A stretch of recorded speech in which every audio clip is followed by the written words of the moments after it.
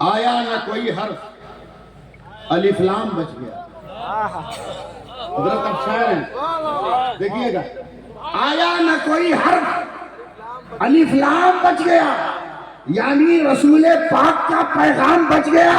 اور آتی ہے نو کے نیزہ سے شبیر کی صدا، سر کٹ گیا تو کیا ہوا، اسلام بچ گیا.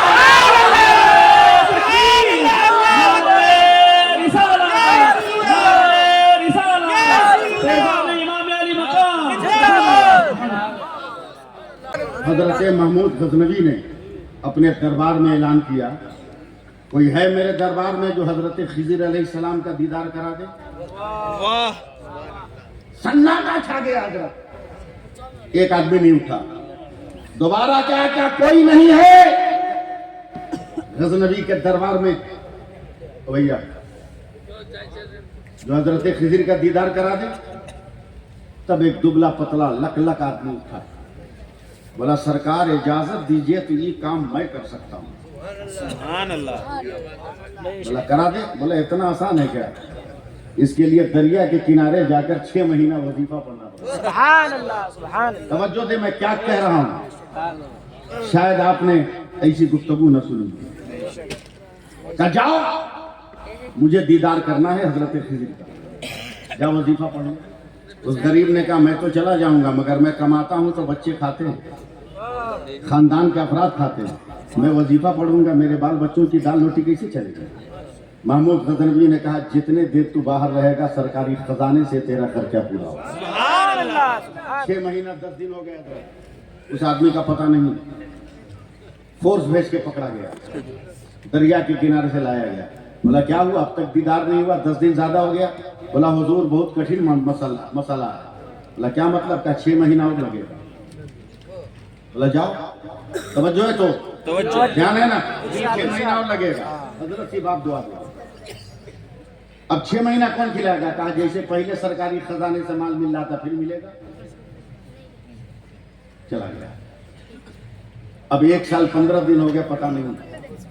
پولیس نے پھر پکڑ کے لایا دربار میں. کہا کیا ہوا، دیدار نہیں کرایا؟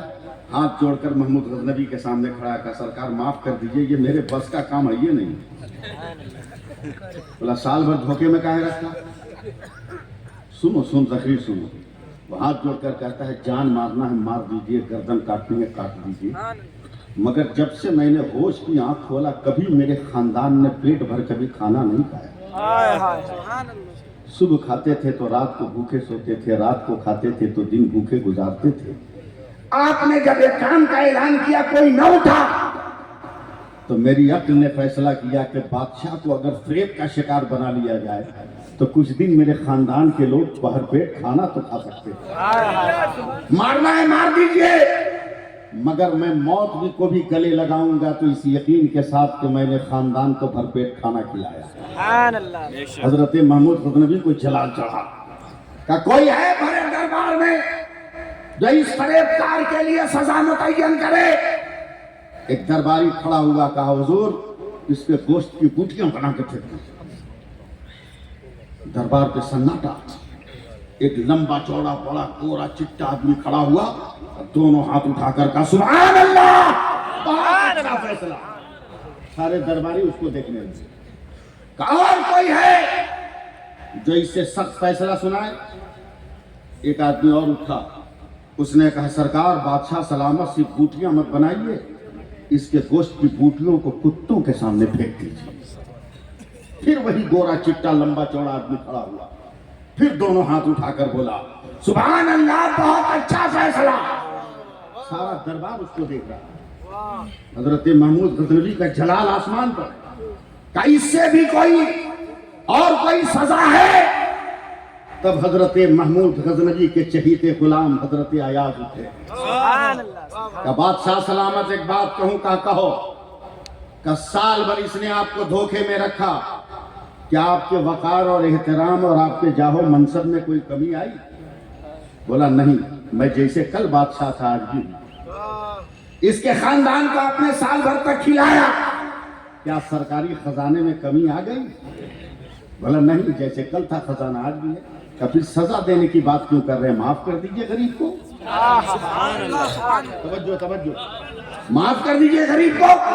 وہی گورا چٹا آدمی پھر اٹھا، اب دونوں ہاتھ اٹھا کر کہا سبحان اللہ، سب سے اچھا فیصلہ. حوصلہ بڑھاؤ نا، حوصلہ بڑھاؤ. حضرت محمود غزنوی کھڑے ہو گئے، بولا سب بیٹھ جا مگر تو کھڑا رہا، تو کھڑا رہا. کھڑا ہے وہ گورا چٹا. شروع والو بہت پیاری بات بول کے جا رہا ہے یہ غلام. کہا پہلے یہ بتا، ایک نے کہا کہ گوشت کی بوٹی بنا دو، تم نے کہا سبحان اللہ اچھا فیصلہ. دوسرے نے کہا کتوں کے سامنے پھینک دو، تم نے کہا بہت اچھا فیصلہ. میرے ایاز نے کہا معاف کر دو، تم نے کہا سب سے اچھا فیصلہ. اس میں اچھا اور سچا کون ہے؟ تیسرے آدمی نے اس نے کہا حضور جو بھی فیصلہ آپ کو سنایا گیا منہ اولاد کا ہے مگر کردار اس کے باپ کا بول رہا ہے. اب میں اپنے علماء کی توجہ چاہوں گا. کہ کیا مطلب؟ کہ پہلے نے کہا کہ گوشت کی بوٹی بنا، اس کا باپ کسائی ہے، وہ گوشت کی بوٹیاں بناتا ہے، تو جو باپ کا کردار ہے وہی بیٹے کا کردار. اور جس نے کہا کتوں کے سامنے پھینکیے، تو اس کا باپ دوسرے دربار میں گوشت کو کتوں کے سامنے پھینک رہا ہے، تو جو باپ کا کردار وہ بیٹے کا کردار. اور آپ کے ایاز نے کہا معاف کرو، تو یہ حسین کا بیٹا ہے، اور حسین مجرموں کو سزا نہیں دیتا، حسین معاف کرتا ہے.